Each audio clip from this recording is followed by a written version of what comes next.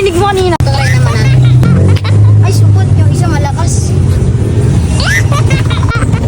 Hello mga mamis, kakahatid nga lang namin kay Kyle sa school tapos dumiretso kami sa palengke. Abay wala pa nga kaming nabibili sa palengke pero tumatawag na nga si Kyle. Papadala nga agad-agad sa school nila ng cap, extra shirt tapos jacket. Paano daw ba naman kasi magpa-practice nga daw sila sa may oval? Kaya naman binilisan nga talaga namin ng daddy ni Kyle tapos umuwi ka agad. Hindi ko na nga makontak si Kyle kaya naman pumunta na nga kami kaagad dito ng daddy niya. Kita nga namin na napakadami talagang estudyante dito sa may gym. Baka nga kako dito magpa-practice sila Kyle at dahil wala naman din tao sa may oval. Hindi nga kami nagkamali dahil nakita nga namin dito yung mga classmates niya tapos tinuro nga sa amin si Kyle na nakikipagdaldalan. Diyos ko po. Hindi nga kami marinig ni Kyle dahil busy-busy nga yung kakadaldal. Kaya naman pinuntahan ko nga sa kadaldalan niya tapos dinala ko nga dito sa may gawing likod. Sa sobrang madali ko nga dito ko na nga lang talaga na ilagay sa plastic yung mga pinapadala ni Kyle. Hindi daw pala sila matutuloy sa may oval dahil sobrang init daw kaya naman hindi na muna daw niya magagamit itong jacket at yung cup na dinala ko. Pinadadala niya nga sa akin sa room nila dahil dun ko muna nga daw ilagay sa bag niya para daw wala na nga daw siyang bitbit at hindi nga niya mailagay kung saan-saan. Baka daw kasi mamaya mawala niya at maging dragon na naman ako. Diyos ko po, diba? Kasalanan ko po.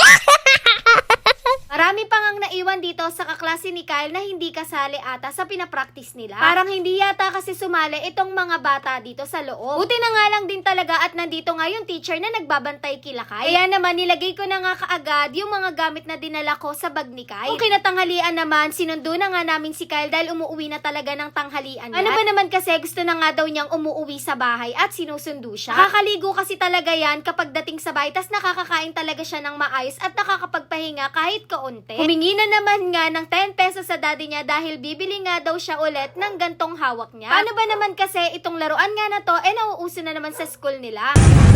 Ayun, malakas re! Ay, sira! Sira.